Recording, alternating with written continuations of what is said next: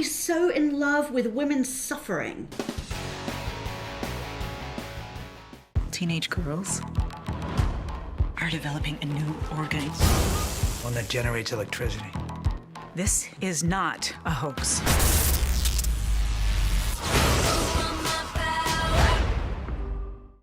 And Naomi, I'm just curious, like, what inspired the story? I mean, we know about teenage angst, right, and rage, and we talk a lot about mental health and how, just, bad things push people to, to certain levels.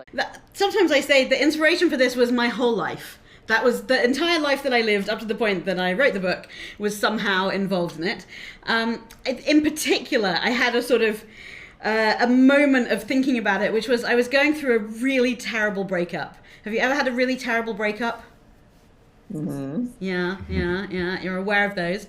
I was having one of those times when I was waking up every morning just crying, and then getting on with my day. And during that period, I got onto the subway one day, saw a poster advertising a movie which had just a beautiful, elegant woman crying.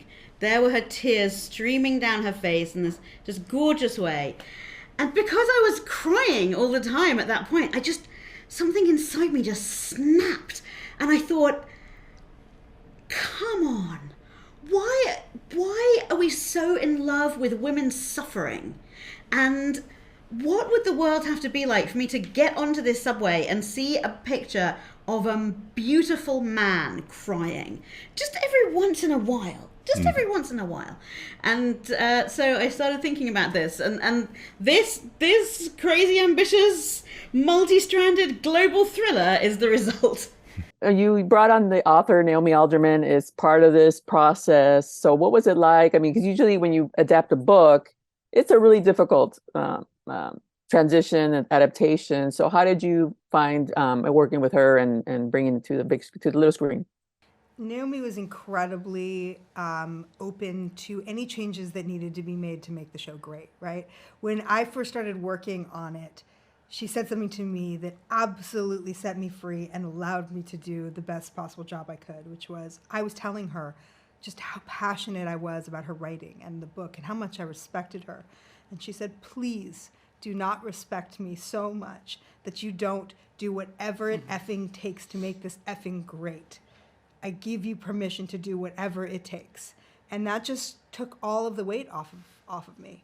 Naomi read every outline that I wrote and gave notes and, came to set and was, she wrote the pilot and wrote on the show and was very involved, but also knew when to sort of step back and let other people bring the show to life. Now, Naomi, Raelle was telling me that you were open to some changes because when we adapt a property, it's very different when you go from a novel to a TV series. What was it like kind of letting your baby go? Yeah, not just open, but actively delighted. When you work with people of, Raelle's genius, she is a genius, then I'm just excited to have a conversation about my book. I think the thing is, this is a book with a big idea at the center about gender and power, but it's also, it takes place through a cast of characters who, this story there will be 3.5 billion stories to tell about how this happens. So I'm very excited to be part of a conversation with other people, everybody involved in the project, about how that story would play out in their own lives and see how much richness and texture and variety we can get into it. So, the book still exists, right? I did that. That still exists. I can go and look at it. Anyone can go and look at it any time. A TV show is a different kind of animal, and it has the opportunity to really broaden out and be even richer. So, when you're working with a team like this, why would you not? And then, Tim, for you, it's not an easy show to pitch because it's global, and Yes. you're all over the world. So I'm assuming, you had a big task in trying to pitch this story, right? Yeah, it was definitely challenging, and the pandemic didn't make it any less so. But I think that's what was so exciting about it. It's so rare to sort of see a drama on television that is set on 3 continents and really sort of delves into those worlds properly. You know, I think I'm really proud of our recreation of Lagos, of Eastern Europe, South Carolina, Seattle, London. You know, these are all very rich worlds in the show, but it was definitely a challenge to try and work out how to create all of those worlds in as few places as possible. It's a global story, because usually these stories, it's like focused on one, character, but you take it around the world. So how difficult was that? Because you go, you go so many places. Yeah, it's pretty, isn't it? But we were telling the story of the book, and as Raelle said, many changes were made in the execution of that from book to screen, but fundamental to the book was the global nature of the power happening around the world at the same time to girls and then women. So we had to reflect that, and Amazon were incredible, Prime Video were incredible in supporting us to do that and making sure that we had enough resources to be able to film in different continents to bring those worlds to life.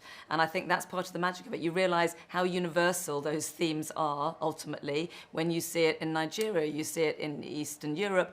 These same things are happening to girls and women all over the world, and they're different culturally and they may have different specificity, but the same powerlessness is happening all over the world. So I think that sense that it's also really, really fun to watch another, a story take place in another country that you don't know well. It feels surprising and fresh. So I think that's also a big part of it.